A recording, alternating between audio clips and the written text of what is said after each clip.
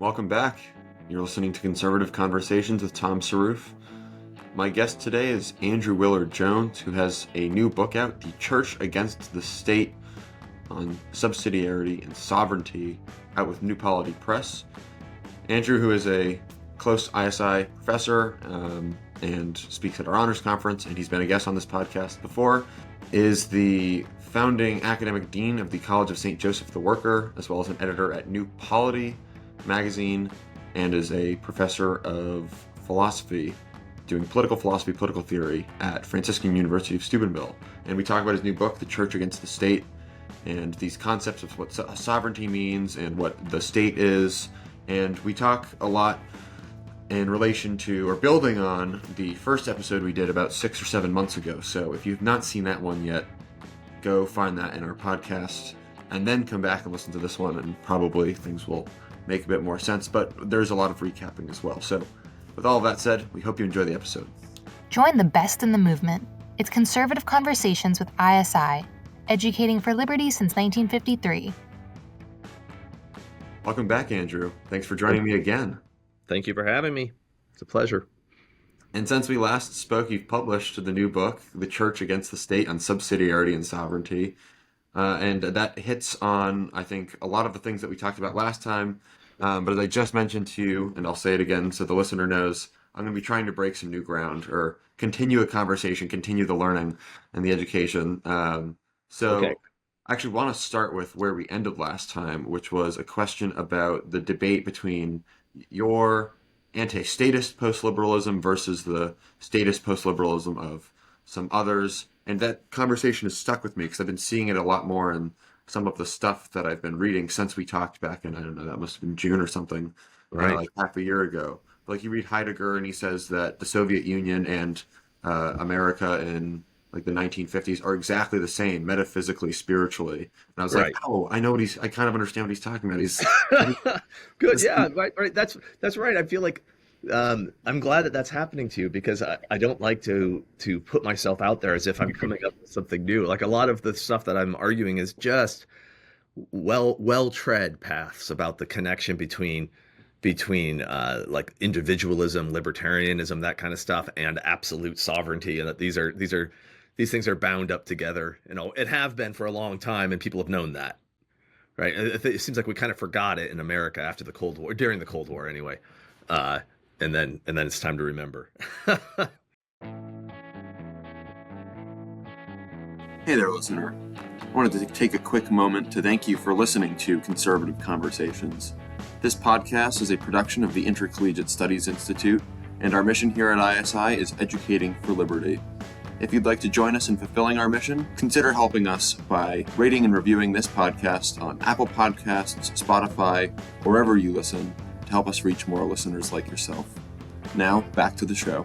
Yeah, but what I want to hone in on is, because something I think that you agree on with the statist post-liberals, I think, and we'll flesh this out, is on power, the nature of power. Is power good, ordered to what ends? But then maybe the disagreement is over by whom or how or by what. So what is it? Maybe you can... Maybe even the way power works. Oh, maybe you disagree on power then. No. I think that. Well, I think where the agreement would be, the easy agreement would be that power is real, power matters, power is efficacious, like it isn't. It is a real thing that we have to contend with, and not only is it a real thing we have to contend with, but it's a good thing, right? Like, it's necessary for order. It's necessary for human flourishing that there be power, and that power is a real efficacious aspect of what it means to be a human being. I agree with all that, right? Of course, but how power works, or what power is, I think a lot of times, if you don't mind me just jumping right in like this, I think a lot of times people, like, there's this big kind of aha moment where people are like, oh, power, I can like power. Power is important and good, but then. And then that kind of just stops there, and then we start talking about using power, but we're talking about power. We don't go deep enough in understanding. Okay, well, if that's true about power, what is power, right? Like how does power work?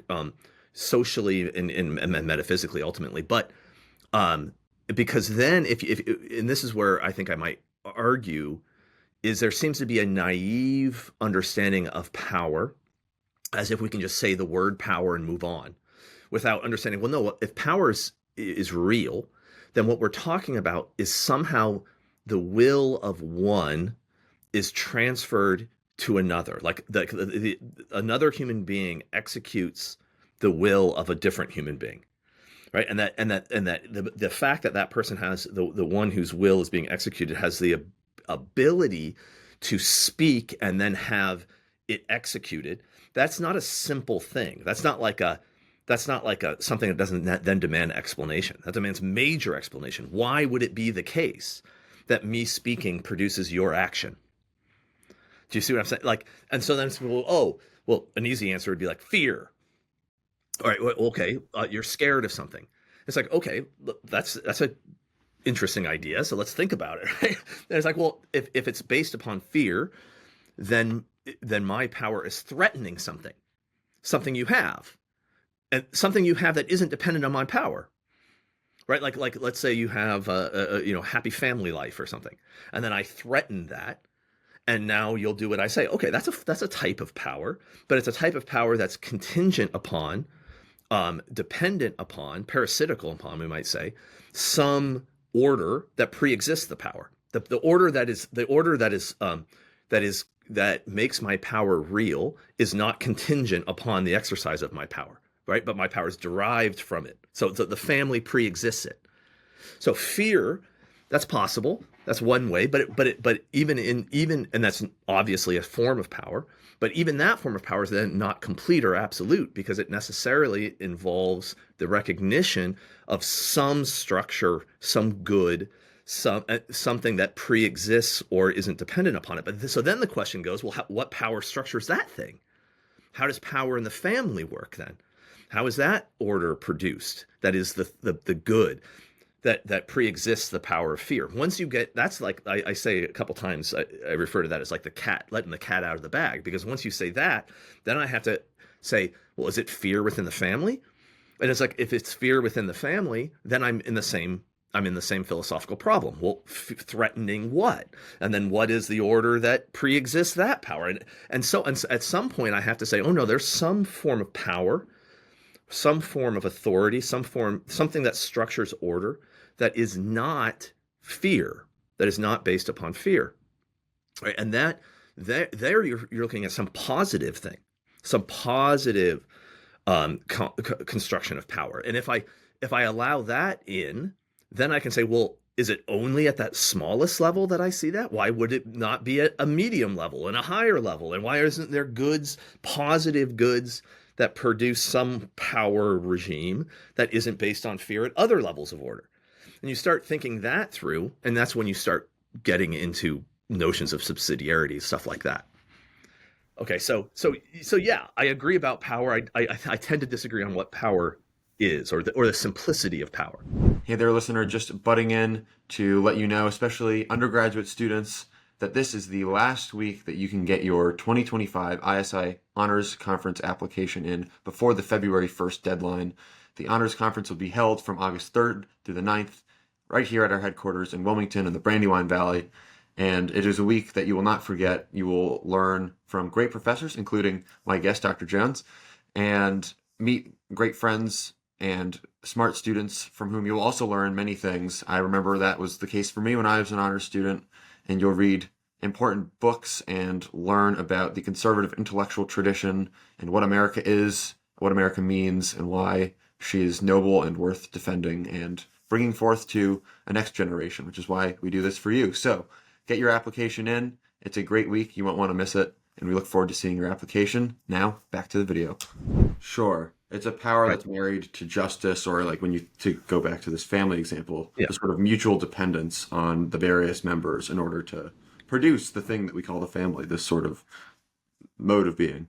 Yeah. So if you try to make it positive instead of negative, then you can say things like, what is a positive root for power, or positive foundation for it? Well, it could be something like a natural desire that exists within the human person for, say, happiness, or a natural there's an attraction that is drawing people towards action, and that some higher level of order, or some order of authority, is capable of providing that good, or demonstrating that good, showing that good, and then there is a clamoring towards that good.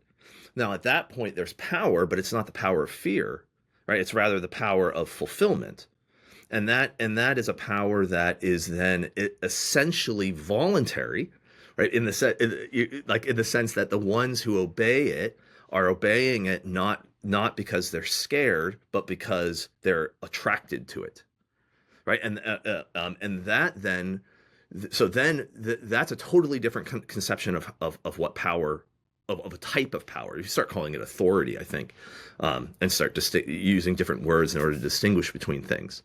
And then you wouldn't want to.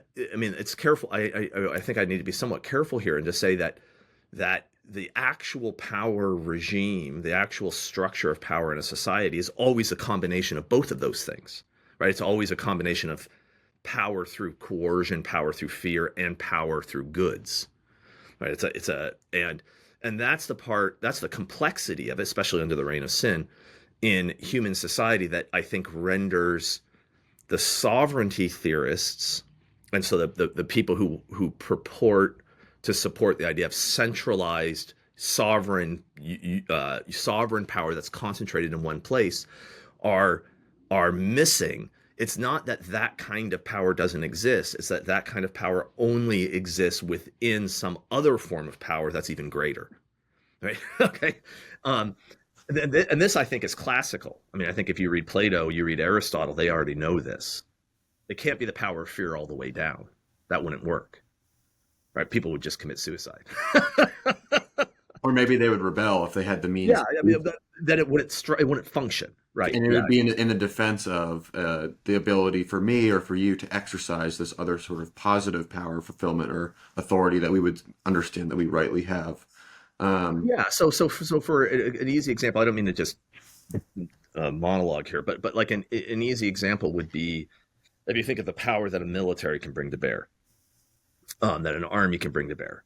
And we look at that power, and when we do so simplistically, we just look at the relation between the army and the people that it's subduing.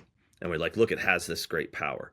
But that's actually a secondary consideration. The primary consideration is, why is it that the army subsists? Why is it that the soldiers obey?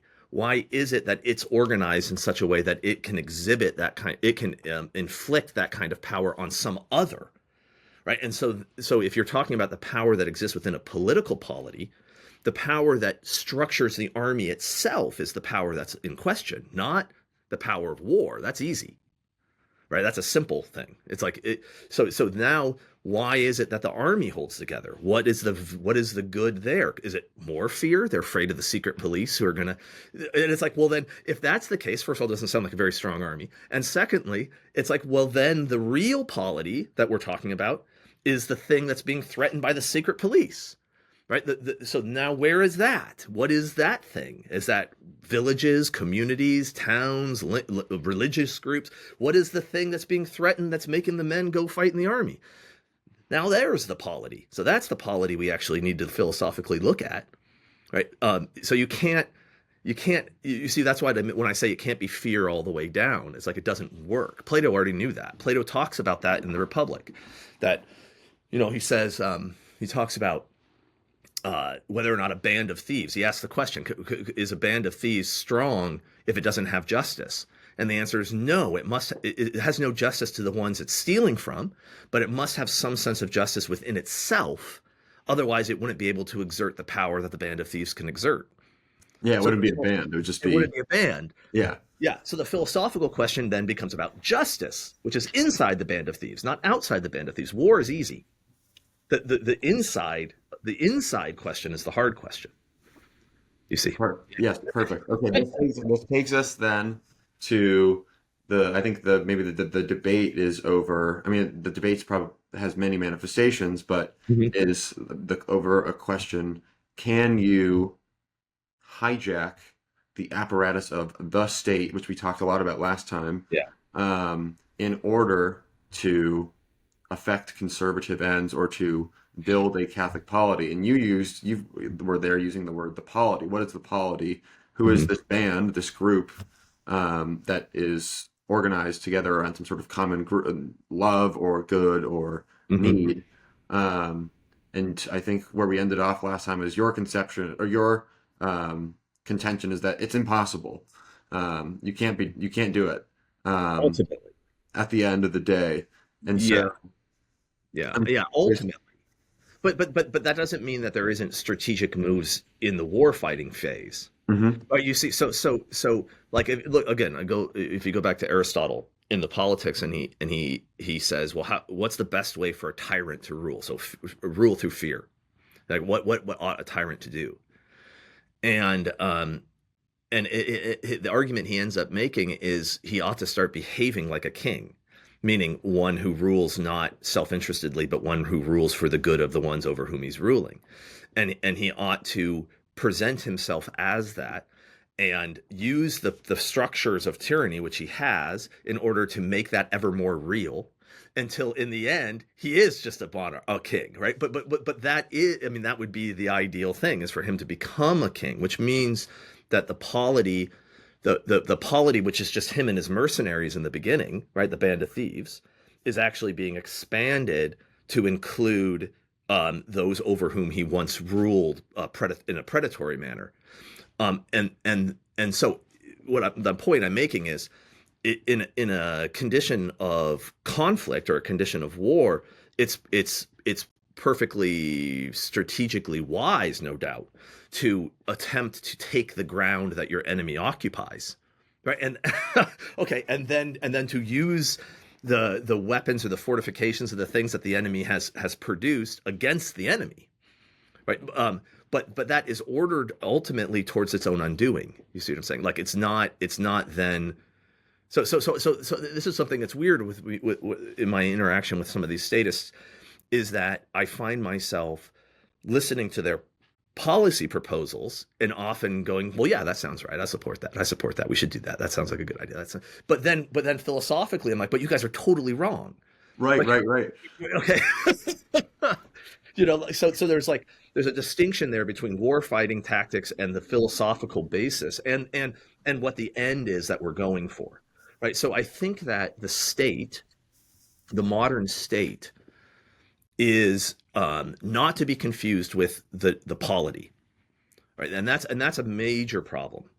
Right. Because it's a linguistic problem where we talk about the state, and very often people want it to just mean the same thing as, say, the city in Aristotelian politics, or the community, or the people, if you're looking at like the magisterial teaching in the 20th century, talking about peoples and the importance of peoples and the embeddedness of truth within peoples, and that being blurred with this thing called the state or the nation, which is a mistake, because the modern state and the nation that corresponds with it, the nation state, is actually a historical construction. It's not this timeless thing. And it is a historical construction that had a certain agenda, and is aimed at certain ends. And that agenda, what is the maximalization or the centralization of power as much as possible in fewer and fewer hands. And towards that end, it had to destroy as much as it could any structures of power or solidarity within the borders that it sought to control. Right? So the power of the state, the power of the administrative, bureaucratic, militaristic state, has grown over time as smaller or more primordial structures of power and solidarity have been eliminated. Right? So if our objective is to restore those, if our objective is to live in those smaller, more communal understandings of the good life, then we might use the state for a bit, but the point is ultimately to destroy the grounds of possibility for the state. You see what I'm saying? So that's a very different thing than the guys who really love the state. Yeah, they love it as such, not just as a means to then say, we're going to use it, win the civil war of the statist politics, Yeah. and then rip down the edifice of the thing and go back to return to an insult that you sometimes have to use. Go back to being hobbits.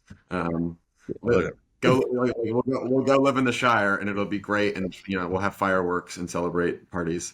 Yeah, yeah, Dance which together. I actually think is a funny thing to say because I mean I think well it's an interesting read on Tolkien, I guess, Right. because I think that the books are complex because it's like the Shire is in a lot of ways the thing that the whole war is about, right? It's kind of about protecting the Shire, but then the idea that the Shire is not sufficient, that it requires that apparatus of protection, that apparatus of war, um, in order to render it possible. Do you see what? And it's like, well, I agree. I couldn't possibly agree more with that, right? Like I couldn't. The war, um, war fighting is necessary against the enemies of justice, and the war fighting always takes on certain forms that are state-like. I mean, I think armies are state-like things, or states are military things. But to say there's a huge difference between saying we ought to have an army and therefore we ought to have a military state. We must have police, therefore we should have a police state. It's like, no, Right. that argument doesn't follow. The necessity of police does not then make the police state desirable. You see what I mean? Like Yeah. that's and so there's this classic kind of argument where it's like, whoa, you like peace and you like community, therefore you're against the police. We need the police. It's like, no, I'm not. No, that argument's not working, right? Like I don't think that's a fair interpretation of what me or others like me are saying. Yeah. And so, but it's because treating the state as interchangeable with politeia Mm-hmm. or just any form of politics, political arrangement, a classical monarchy or an aristocracy is a category error because we're describing things historically and philosophically that are quite distinct. Quite And distinct. Yeah, I mean, yeah, I think so distinct that they only bear an analogical relationship at best, right? Like I think that the modern state is much better described. Um, like if you were gonna, it would be better to describe it as sort of like an occupying force rather than as the polity. Like that would be a better analogy. That would be a better continuation of the ideas of classical politics, I think. well, this then the title of The Church Against the State. How does a Catholic politics or Catholic polity, Mhm. Christian polity, seek to, dare I say, overthrow the system of the state if it's in this sort of analogy of occupying force? Yeah. How Yeah, I think does that the there's church, which I think the church, as you understand, is not a metaphor, it's a real thing, but it also is the mechanism or the thing that is overthrowing or against the state. How does that work, or what does that mean? yeah. I mean, the obviously the title's provocative on purpose, right? Yeah. And it immediately requires all kinds of qualifications by what we mean by these things. But that's the point. Is it's supposed to be like, oh, what is this guy talking about? And then we're going to explain it. But um, you know, the there's some very simple insights from the tradition that are really instructive here. If you look at Saint Augustine in the City of God, and his famous definition of a commonwealth, that a commonwealth is a community united in the pursuit of, I mean, I'll give the second definition, which is the one we're going to work with here, is a community that's united in the pursuit of a good or a love, the thing that it loves, and that different loves. So he's obviously giving the example of the Roman Empire, who loves power and glory, and those loves. It's possible to unite people in pursuit of those loves, and they can have common cause, and then create, in pursuit of those loves, create an apparatus of power that is conducive to the achievement of those ends, right? And so there is a form of regime that corresponds to the end. And this is not some fancy new thing. This is Plato's regime forms operate the same way. You have the aristocratic form that loves honor, and then there's a certain regime that is ordered towards honor. You have the oligarchs that love money. There's a certain regime towards oligarchs. Democracy loves liberty in the sense of in the hedonistic sense of liberty, and the regime that follows that. Okay, so this is an old insight. So you can, if you're asking, well, what does a Christian polity look like? Well, ultimately, it's a grouping of people who are united in the pursuit of the final end, which is beatitude, so communion with God. And then the regime form that emerges out of that pursuit is distinct from regime forms that would emerge out of other pursuits. So this is the simple but fundamental philosophical, I think, premise that makes the idea that the modern state is neutral and can be aimed at any old end it puts the lie to that assertion, right? It's not neutral. It's built for specific reasons, and it does those things. That's what it's for. And if we are for something else, that apparatus is going to be insufficient. Right now, it may, and if we're aimed at something else, that apparatus will almost inevitably fail. And therefore, even without some sort of, we don't even have to posit some kind of revolution where we sweep it all away, or the guillotine or anything like that. It could very well just be that it transitions to something else, right? Like and I think this is part of Augustine's argument about the Roman Empire, is that as it converted to Christianity, the imperial military structure that was built for the pursuit of power and glory was no longer compatible with the new end. And so it over time fails and something new emerges, right? Now that can happen through war and revolution, but it could also happen just through evolution, cultural evolution. So what do we do? Well, I mean, I think that the first move is somewhat maybe comes across as kind of a platitude, but the first move is to get our ends right. Right, like communion with God, happiness, human flourishing is the thing we're pursuing. Mm-hmm. Get that right, and understand that everything else we do has to be ordered towards that end. And that's the first step, I think, to the kind of prudence, the kind of prudential judgment that will allow you to start to see when we have to use war-fighting technologies, kind of either bureaucratic or administrative technologies, where those are inappropriate, where those need to be superseded, when they have to be disbanded, when they have to be dismantled, when they have to be extended. It's quite possible you could find yourself in a position where you have to subdue like rebellious factions that are rebelling against the direction towards the common end. And that the extension of kind of a tyrannical regime over those factions is the prudent thing to do. You know, like that may very well be the case. I need the law to coerce me when I don't want to be coerced, and it's for my own good. That sort of thing. Yeah. I mean, I think that can be true. I think that we can go too far on that. Yeah, sure. But like in that case, that's what you mean by the. I think that can be true. Yeah. More often, I think that coercive law is about protecting others than it is about leading the one who's subject to it into virtue directly. But that would be another point where I think philosophically I would take issue with some of the status is the idea that that connection between law and virtue is not simple. Right? There's like a formula that sometimes that's recited that, that law is a pedagogue, or law is a teacher, and law teaches to virtue. And that's true. Very true. I think that's a axiomatic part of especially Thomistic thinking. But again, similar to with the state, the problem with the state is that we're treating law as this fixed concept. And we're saying, and by law, I said the word law, and what we mean by law is the law that the centralized nation state uses. Therefore, the law, what we call law, leads to virtue. And it's like, no. When we say law is a teacher into virtue, that qualifies what we mean by law, right? Like what sort of thing What sort of power is conducive to virtue? And now we're getting at our definition of law. Law is not a simple thing. Law itself is a complex philosophical concept, you see.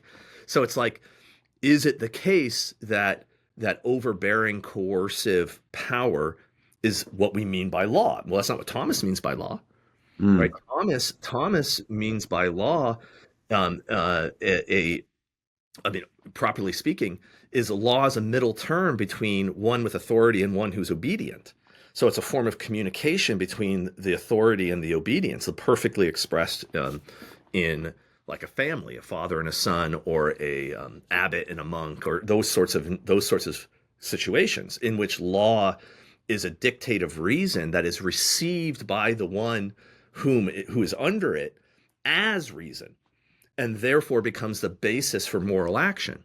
And moral action is what produces virtue, right? But if it's not received as the one received as reason by the one who's under it, but is rather received as coercion, received as an imposition, received as force, then what ends up happening is actually not the creation of virtue, but the creation of more sophisticated vice. I mean, basically the creation of the sort of habits that allow you to navigate a world in which there's this coercive police apparatus. But that's not leading you into virtue. Right. So again, and this is something that Thomas knows and talks about, but a lot of the statists, it's like they have half the formula, but not the second. The second move is like, if it is true that law leads to virtue, what does that tell us about law? Right. Because we kind of know what virtue is. Do you know what, and that part, no, it's like law is treated simplistically. Like we know what law is. Yeah, right? we assume what law is based on our current understanding, Yep. but that's within the state. And Yep. what you're talking about is we're moving past the state, or we're going back to before. I mean, you can't really go back to before the state. We now have this concept of the state, but so it would be a moving beyond conditions of the state.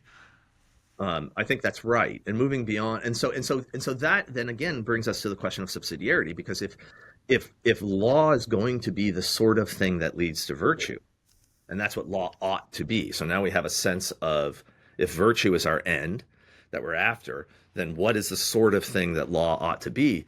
Well, then when we delve into that and we explore it, we think, well, the sort of law that leads to virtue is the sort of law that is based upon love, and it is based upon care, and is received as care by the. And it's like, well, where's the ideal? Where do we see that most clearly? And well, the family is probably the place we see it most clearly, right? And so now we have a model of authority that we still have an experience with, which is that kind of familial model, and we can say, well, now that's going to be the sort of archetype that I work with, rather than the administrative, bureaucratic, modern nation state as my archetype of law. Now my archetype is going to be the father and the son, which is what the tradition does. And then it says, but now that doesn't mean the family is where we stop. The family is just where we can see an archetype. Then the question is, well, how is it that kind of law, that kind of thing, can exist or ought to exist at other orders of scale? And what are the problems there? And it can't be perfect, so therefore it has to have coercive apparatus attached to it. Well, I mean, families do, and so you get into the kind of prudential problems that are inevitable in thinking that through, right? But you see what I'm saying? You're starting with a different paradigm of what law is. Absolutely. Thinking about the church a little bit, is there a problem with the church as it exists today? And I mean, like, yes. Let me finish the question, because yes, there are many problems, but there are many problems. Yeah. I mean, in the sense of we have the idea of the state as a different type of polity, or as a type of polity that is, in your view, and I share this view as we're having this conversation, a corrupt, an illegitimate, has the church, but the state in its creation has then fulfilled itself in various ways and made itself more real, even though it's based on a set of metaphysical, epistemic, moral errors, let's say. Right. But is this also true of the church as a concept when we think of church and state? Or is Yes. it more the essential, or is it more the church state word concept pair that's problematic, and the church absent a state would be fine? Or I guess in other words, has the church changed from the pre-modern, the medieval church to a church that exists within the state, and that it's changed itself? Does that question make sense? It makes perfect sense. All right, good. It's just huge, right? It is the question. Okay, so like, it's the right question. It's so hard. Okay, the answer to your I guess the beginning of an answer is that the modern church, and when I say that, I mean the way in which most people conceive of what a church is intrinsic to the modern political form. All right, so the idea that religion is this private, individual, tends to be individual, voluntary association that is aimed towards ends that transcend the political and don't really affect the political, right? Like they're aimed to, John Locke is a perfect guy on this, right? They're aimed to what happens after you die.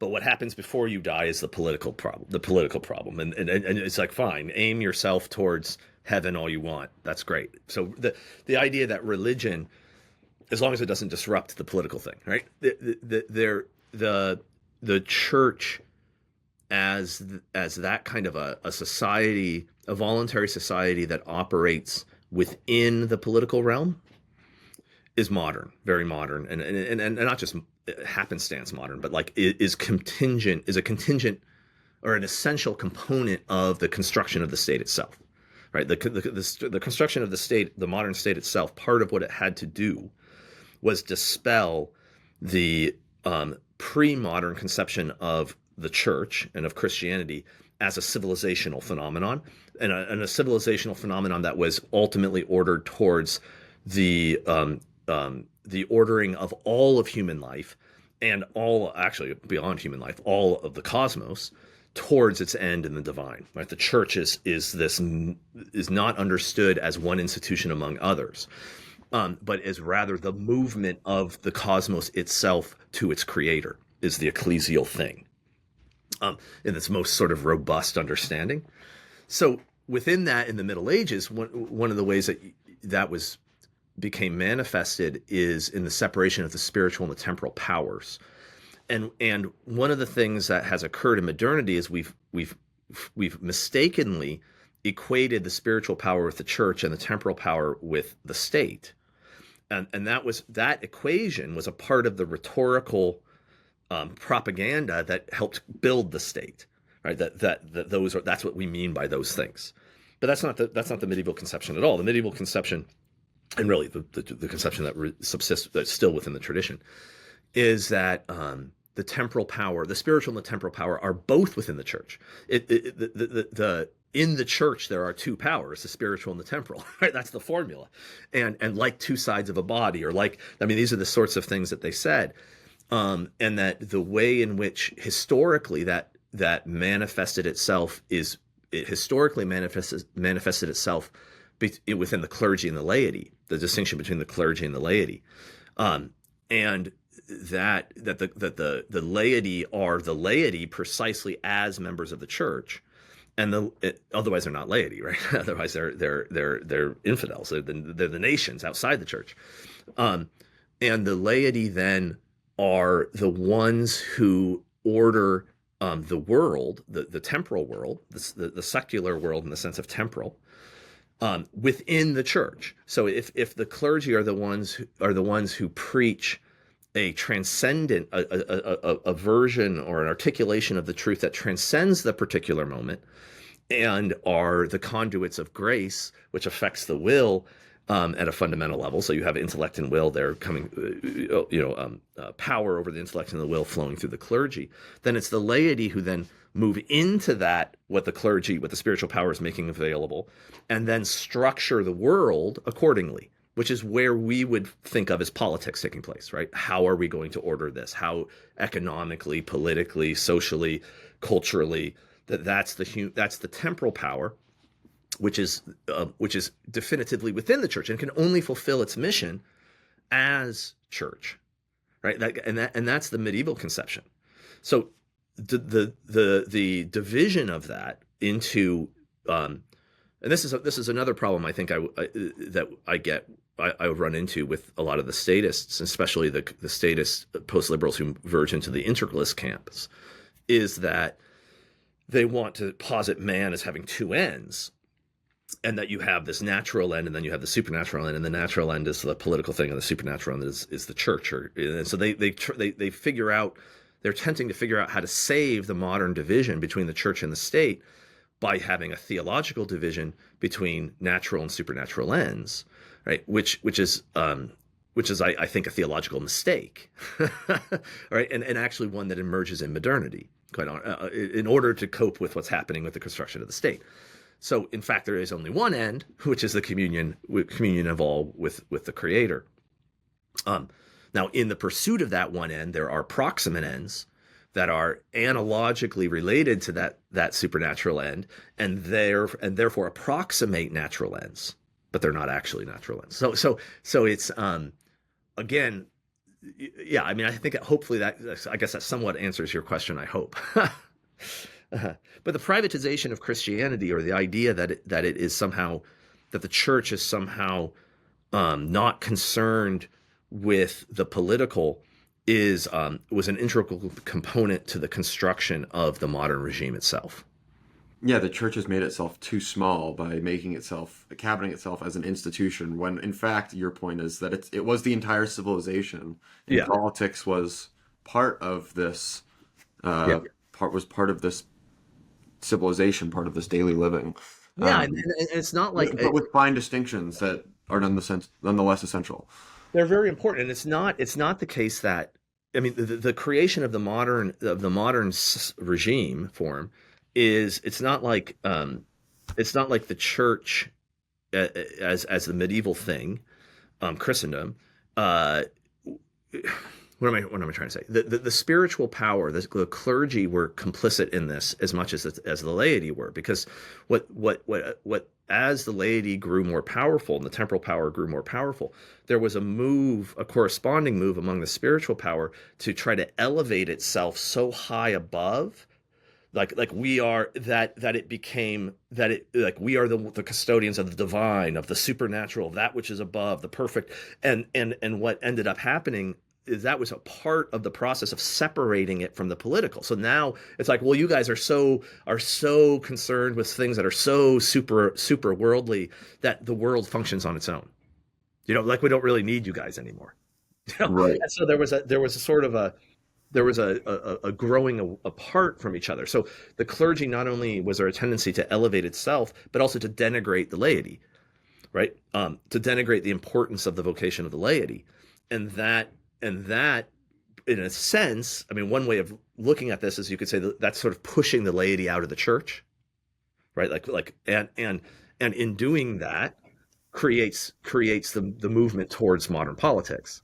So the church, both the laity and the clergy, are complicit in what happens in modernity, is what I'm saying. I'm not trying to. So that kind of narrative where you have the clergy are always doing the right thing, and then the kings and everything start amassing power, and it's like that's not what happened. Both sides did this, Yeah. When we're thinking about the construction of the modern state, well, something that we've not even touched on yet, and we didn't really touch on it last time either, was this conception of sovereignty. So it's kind of been lurking in the background, but can we get a definition of what sovereignty is? Yeah. Man, it's one of those. It's one of those really slippery philosophical words, because it's almost one of those words where people use it and then set about trying to explain what it is. Right. So. I mean, maybe a place to begin might be with the genesis of the concept, which it seems to be the case, as far as I can tell, that it's really, it begins as a term that refers to the power of God, the sovereignty of God, especially in the late Middle Ages, as the ultimate lawgiver, the one who is beyond all order, or the source of all order. Um, and then the movement of that concept down into the divine right monarchies and the absolutist monarchies, where think of the most characteristic would be Louis XIV or something. I am the state, I am the law, and all the theologians and theorists around them talking about how the king is God on earth, the throne of the king is the throne of God. Those who questions the power of the king is questioning the power of God. Like God, the king becomes God incarnate. Now that's a theory of sovereignty, so that the power that, because like how the divine power is that which provides the order of the whole, because and not just extrinsically but internally, like the divine power is that which renders everything what it is. And so the way in which all the components of the cosmos are in their natures and how they interact with each other is a product of divine sovereignty. Well, you move that into the political world in the late medieval and the early modern period, you get the idea that the order of the entire polity emerges out of the will of the sovereign, right? And the will of the sovereign is that which produces order. So there's no longer the idea that that society, the world of human habitation, has an order that's intrinsic to it or natural to it, that it creates just in being itself, but rather there must be some power that is sort of over and above that dynamic that's internal to the society, which orders it and holds it in being, right? And that power must necessarily have no superior, right? Because once you've absolutized power, totalized it, then you have to find. If you say, well, there's some superior thing, it's like, fine, we're just moving it one step further out, right? You have to have the place where it resides, and that is what the early modern and modern theorists do, and the guys who are actually building the states, is say, well, it's in the state that resides, right? And the divine right monarchies, they want to have a king there who represents that.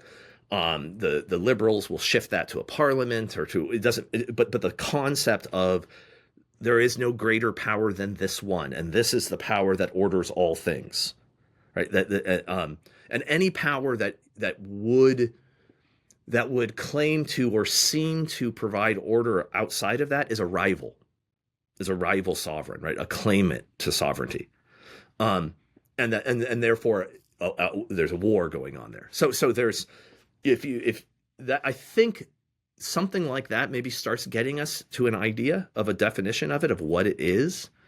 Now, so people will try, like I said, then people will try to describe it after they have the idea, and sometimes those descriptions will modify it, mitigate it, start modifying it in such a way that it's no longer sovereign.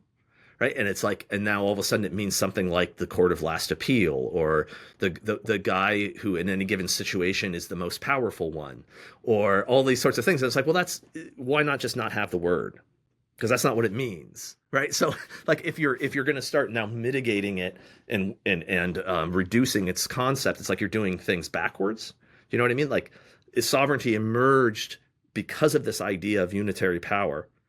And now we don't need to now qualify it away from that, right? What we should just be doing is talking about how there isn't any sovereignty, right? At that point, I mean that's so part of what I'm doing, I think, is a argument over language. Like I want the language to be capable of discussing the ideas that we're dealing with here, and so the word sovereignty is a problem. It's a problematic one. Because in America, we think about the sovereignty of the people, or popular sovereignty. Yeah, exactly. The claim that we get to rule through this apparatus of the modern nation state. Yeah. But that is a really weird thing to think, right? I mean, what is it? What the sovereignty? So I guess is your point that the sovereignty of the people actually isn't real, because if we have this thing of the state that really rules, and so ours is indirect, or. Well, it just raises massive questions about, well, what is the people, right? Like, are we talking about 51%? I mean, are we talking about some kind of Hegelian spirit of the people, some Rousseauian concept of the people? Are we talking? Is that what we're talking about? So now if we're going to talk about the sovereignty of people, now I want to talk about what people are. Okay. People are. I want to, like, what are you talking about here? If what you mean is that in the life of the people, in the life of persons, there emerges nodes of order that come out of who they are and their interactions with each other and their discourse, their communication of true and false, right and wrong, and that there emerge out of that power and order, and it emerges out of that at different levels of scale and in different levels of integration, and that's what you're talking about. So the ultimate source of power, or the ultimate source of order, somehow comes from within and emerges out of it. It's like, well, awesome, man. Okay, that's not sovereignty, right? Like that like you're talking now. You're talking about the diffusion of power, and the way in which power is somehow participated in throughout the social organism, right? And at that point, it's like, well, if that's what we mean by it, then what we're really doing is arguing that the theories of sovereignty that were proposed and advanced in the creation of the concept of sovereignty are wrong, right? Now, and I think that maybe is what a lot of people who say the sovereignty of the people mean. They might mean something like that, right? Like, but I think a lot of the times, especially among the early modern liberals and the early liberals, is that's not what they mean at all. What they mean is the sovereignty of Parliament, right? And therefore, and at that point, you're just talking about rival sovereign constructions. So the king and the aristocrats like the divine right thing, the middle classes, the commercial classes like the parliament thing, and so we want parliament to be over the king. They want the king to be over parliament. Sovereignty of the people is parliament, and there we go. But we're just at that point, we're just in more sovereignty fighting. Right. So it's about the elevation, like the concept in itself is about the elevation of unitary power, and abstractions and formalisms about who will rule. Yeah, where does it come from? So the divine right monarchs say, I'm sovereign and I get it from God. Okay? That's where it comes from. God is totally transcendent. His power is absolute. It comes straight to me. That's why I have it. Well, if you want the representative apparatus to be sovereign, if you want the state, the sort of state that the absolutists were building to just continue, right? But you want it to now be in the control of the middle classes. Okay, and so you want to have parliament, and well, then you can't have some appeal to a transcendent, because that necessarily implies hierarchy, right? So that necessarily implies that the power is somehow coming down, right? Which then is going to put some sort of level of hierarchy. But the whole move of the middle classes is to get rid of hierarchy, the whole social form of hierarchy. So you invert it and say, oh no, it doesn't. That absolute power doesn't come from above; it comes from below, right? But it emerges from below, but they don't actually have it. It's just where it comes from. It's kind of like how God is the source of sovereignty for the absolute monarch, but the absolute monarch is the one who has it. It's like, yeah, it comes from the people, but the people who have it are parliament. Do you see what I mean? Like that's just that makes sense. It's an origin story. Gotcha. Right? That's just like an origin myth. Yeah, yeah. I think something like that. Okay, then I want to get into, you have a chapter on the decision against Carl Schmitt. Oh boy. Schmitt is known for his theory of the sovereign is he who decides the exception. Yeah. And he's in this Hobbesian modern statist line, and he is one of the premier statist theorists in modern political philosophy. Totally. So there's this sort of hegemony of the sovereign as being the one who can kind of get around the normal application of political life. Yeah. In either a time of crisis or for the sake of protecting friends against enemies, which is one of his other key or major points in his thought. Yeah. I have really fundamental problems with that whole line of reasoning. And I think the most direct one would be that the idea of sovereign is he who decides on the exceptional case, or he who can suspend the normal order. The problem is why. Well, there's many problems, but I'll try to work through this as simply as I can. How is it that the one who can suspend the normal order. Okay, first of all, I have questions about what that even means. But why is it that his suspension works? Right. So okay, there's some sort of a crisis, let's say. We have a normal political order with laws and it seems to be functioning, and there's something going on, and then some guy arises and says, we're going to do this instead. We're going to, or whatever, we're going to decide the exceptional case. We're going to, all right. Why is it that works? Right? Like, why is it that he's capable of doing it?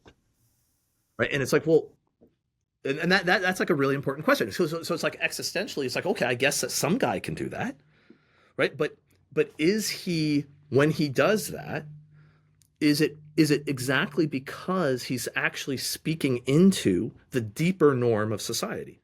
Like, the reason why, like, what we're actually seeing is that the normal order was always an approximation.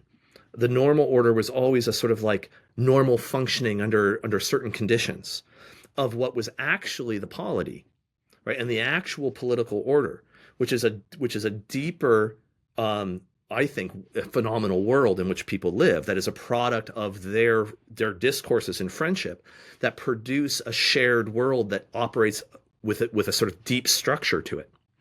And the juridical order that is on top of that is always if it's properly ordered, is sort of an analogical functioning mechanism that allows you to deal with discrepancies or failures of that deep order. Right. So now when there's some sort of a crisis in that explicit positive structure and somebody speaks with authority, meaning efficaciousness, like when he speaks, it works. He must be speaking into the deeper order. So he's not suspending it at all.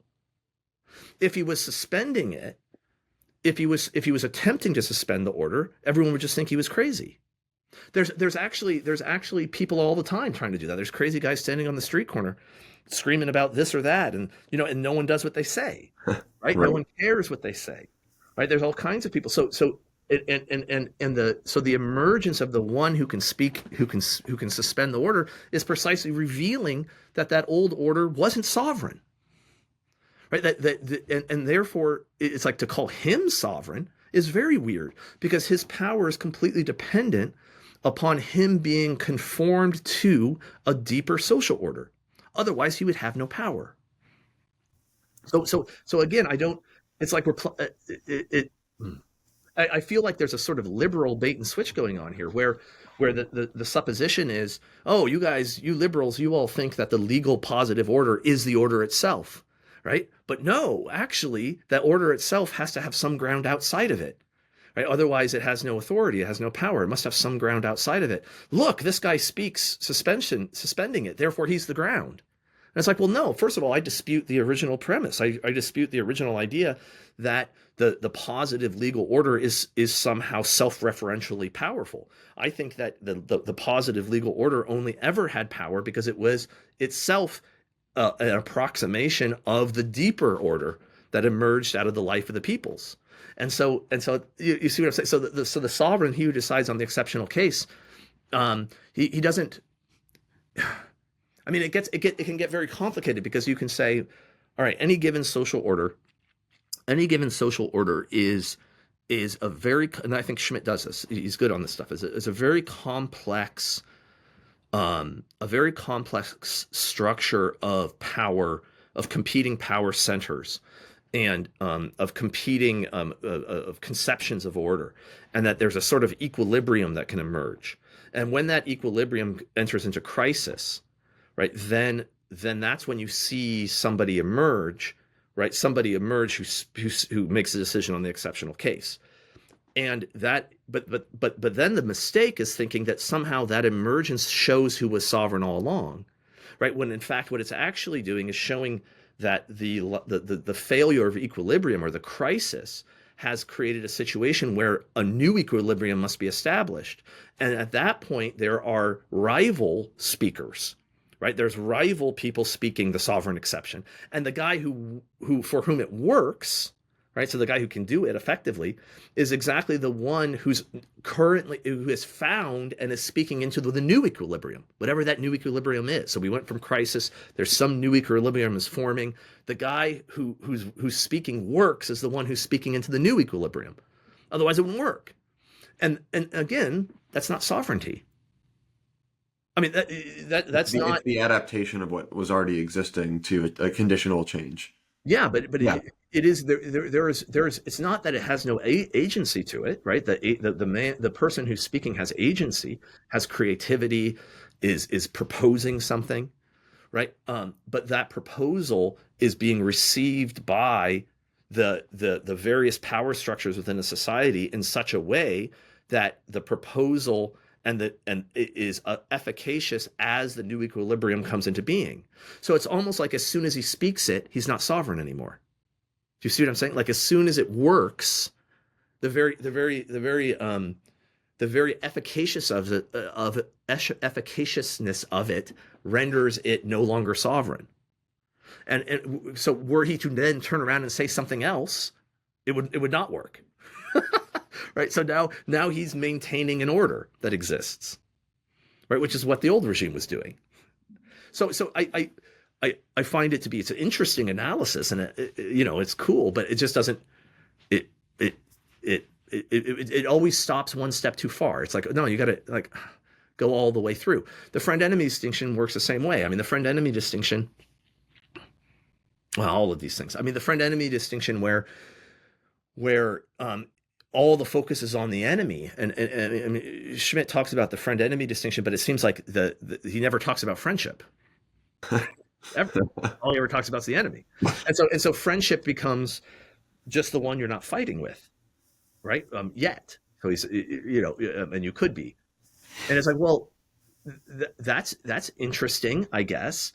The problem with it is that it doesn't account for why it is that a society coheres, right? Like it fails to give any sort of positive articulation or positive description of how it is that the friendship part of the friend-enemy distinction comes to be. Do you see what I'm saying? Like if it's only the threat from outside, well, that necessarily penetrates all the way down and through, right? Where is it switching to the positive thing? It's like, well, we never get that. Right, so and therefore, as far as I'm concerned, it's just a Hobbesian move of the war of all against all, right? And therefore, I just read Hobbes because he already knew all that. Sure. Whereas you're focused on, well, what does friendship mean? What does this justice mean? Now I can understand the enemy. First, I understand friendship, then I can understand the enemy, right? Whereas the Schmittians do it backwards, and they have no interest in understanding friendship. Yeah, friendship is defined as, it's you and me against, whoever's trying to destroy our way of life, but what binds us together? What binds us together? Yeah, and there's a, there's a failure. There's a failure. Again, it goes back to the first part that we discussed.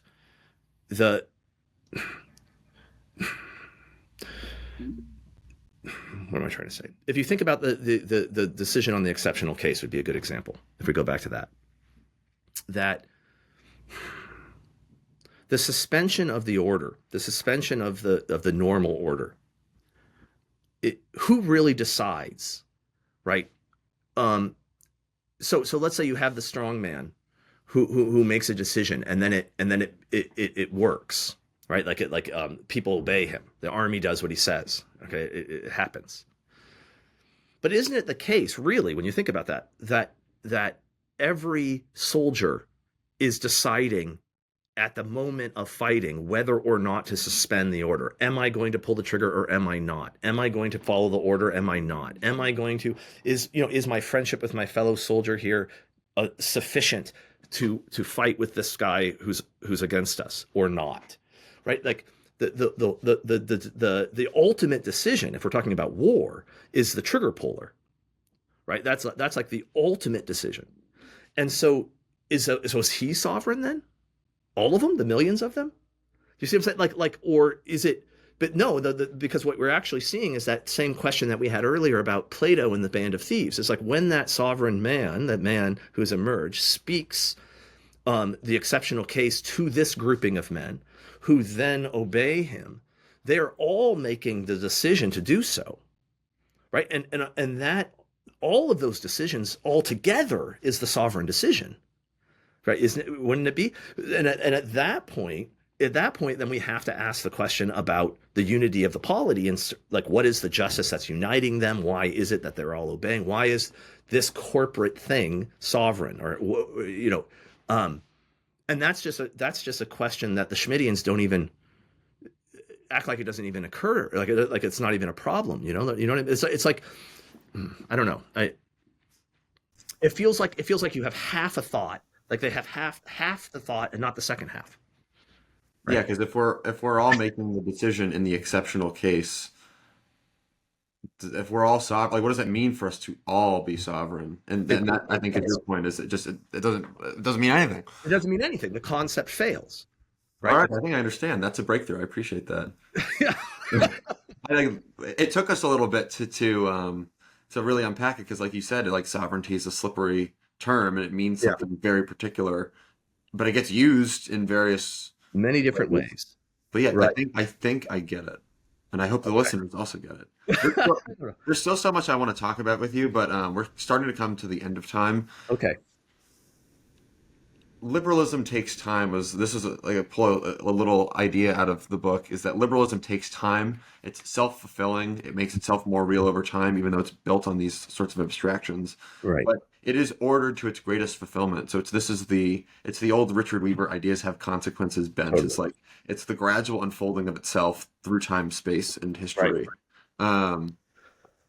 If that's true, I think a corollary of that is that the undoing of liberalism will also take time. Maybe that doesn't hold, but I think it does, intuitively. Oh, I think it does. Yeah. Okay. All right. Good. So then, what is the undoing of liberalism look like? We've kind of touched on it in various ways, but like, how long would it take, or what would be required to create the conditions for its undoing, and for ushering in or for creating a post-liberal future? Yeah, I am actually fairly optimistic that pieces are already underway, parts of the movement, and now it's dangerous, right? Because again, if we go back to the classics, we can see that the undoing of democracy, say, can easily move into the direction of an even more perfect tyranny, right? Okay, or it could move in the direction of a more just society. So the undoing of liberalism is a treacherous thing. Right, because we can go both directions, and it's not always clear which way the attack on liberalism is going to lead us. Do you see what I'm, okay? So that's an ambiguous and dangerous place to be in. But nevertheless, I think it's worth risking it. So let's take it down. But the I think that we have to. I mean,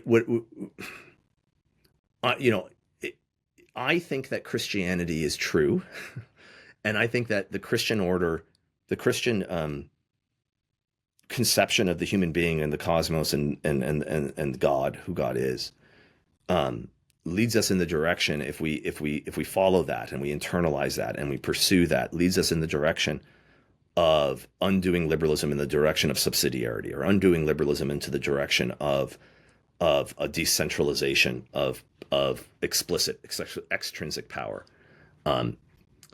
So I think that the danger is that you can do it. You can undo liberalism in the other direction, where you say you just go all in on the friend enemy distinction, or you go all in on some other form of unity rather than the unity of order towards God, or unity towards the order unity in order towards ultimate truth, and instead it's a unity towards the superiority of the race, or unity towards the glory of the nation, or unity. These things are not liberal, right? And so there's even a re-enchantment going on. That like the ethnic group becomes kind of mystical, or the nation becomes mystical, and these things, there's a re-enchantment of the space that is not going to reduce the errors of liberalism. It's going to transform them, right, and transform them in ways that ultimately we won't be happy with. So I think that we have to resist the thought that all enemies of liberalism are necessarily our allies. Okay, fundamentally. Now, they may be our allies in the short term, right? The enemy of my enemy is my friend, strategically in the midst of war, perhaps. But we can't fall prey to them. So I'm thinking in particular here of some of the stuff that's been going on in the right that you see with the kind of some of the Nietzschean stuff that's going on, some of the race stuff that's going on. It's like no, like that is not the solution to this problem. The solution to the problem of liberalism is actually a reassertion of the necessity and of the primacy of Christianity, of the spiritual power, and therefore of the relationships that flow out of that. So families, communities, cities, smaller things. So I think that the people who get control of the state, if they want to undo liberalism, if we do this, that the diffusing and the re-empowering of smaller entities where, and it's not just that they're smaller, that can sound wrong. The reason why I care about the smaller is because I think the smaller things are where authentic human order has survived the longest. So if you look at, like you said, liberalism renders itself more true over time. But the place where liberalism encounters the most resistance is up against the family, the grouping of friends, the communities, the true communities. That's where it's encountered the most resistance of reducing society to a bunch of atomized, self-interested actors. It hasn't been able to do that as much. So that's where the alternative order still subsists, right? And so it's a place that should be grown, so that it can grow into really consuming the entire order. I mean, right? So that, I mean, I think something like that. I mean, I really think we're in a period of conflict, and there's no right answers here as far as like, well, here's this program that gets it done. I don't know. I think the enemies have to be undone is the first step. So hopefully, like power must be taken away from the people who would like to destroy truth and justice, which so in that sense, I think I'm a ally with the statist, big time, with the statist post-liberals, right? Right. Like, that's the first step. Sure. Just one last question to close. Yeah. I'm reminded of Alexis de Tocqueville and his exploration of America, the township and the family, and in these communities, religion, the spirit of liberty goes with the spirit of religion. They go together. This sort of, because one of the points that you made in your honors talk was that America has a different sort of trajectory from a lot of the sort of sovereignty and the unitary nation state that takes place in Europe. Right. And we talked about this last time too. Like America comes into World War II to solve, quote unquote, the European Civil War and all of the brokenness that takes place in the course of modern Europe. Is America we're familiar with the phrase "America's the last best hope of the free people on earth." Is this you know what? I as I've gotten older, I've just gotten more patriotic, right? Like I actually, because as I learn more about it, it's like the more I think that America's really interesting. I think we're full of contradictions. Yes. It's not a coincidence that it's like, well, we're the most liberal thing possible, but then it's also the place where all the post-liberalism is thriving. We're the most. It's like we're the super secular and Hollywood and all that stuff, but it's also the place where there's the most religious observance in the West, right? It's like we have an ability to critique ourselves, to criticize ourselves, to that's self-reflective, and that is then capable of transforming ourselves or reforming ourselves. And I think that's because at heart we're Christians, right? And that's a part of the Christian ability of this sort of perpetual reform. And so the United States, It's like you think about the conservative movement after the war, where we're fighting the communists, so we like go all in on the free market stuff, right? Because the communists were communists and we were going to be the opposite, all in free market.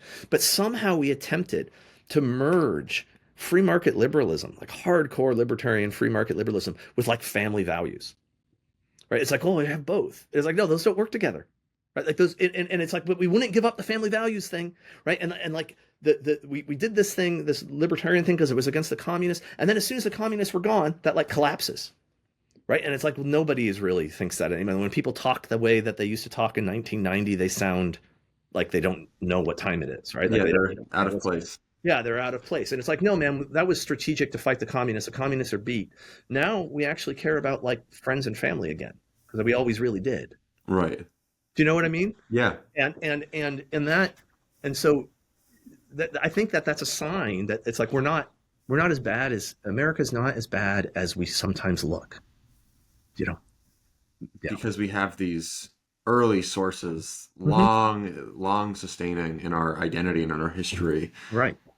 Yeah, and they're in a lot of ways naive, right? Like that's why we're not good at expressing it, and we get sucked into ideological formulations and sucked into things, and because it's sort of like there's a sort of naive, you know, I think that like most conservatives would find it very weird. Most conservatives, say in the 80s or 90s, would have found it very weird to think that their laissez-faire economics were in competition or somehow in contradiction to their patriotism, right? But obviously it is, right? But there's a naivete in it. Do you know what I mean? Yeah.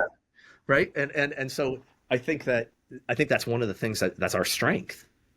You know, it's like, well, of course we love our country and our families and all that kind of stuff. And it's like, great. Let's just zero in on that part. Okay. You know, that's what I think. Something like that. All right. Well, on that note, we will end there. Thank you again. The book is The Church Against the State, and it's available now on from New Quality Press, which is what's the newquality.com/press. Go there. Don't go to Amazon if you can help it. All right. Well, yeah. Thanks again. Thank you. Thank you for listening to Conservative Conversations with ISI. If you've enjoyed this episode, be sure to check out our website at isi.org/resources to see all that we offer our members, including the Intercollegiate Review, select modern age articles, debates, lectures, and of course, this podcast. Thanks again for listening. Don't forget to rate and review, and we will see you next time on Conservative Conversations with ISI.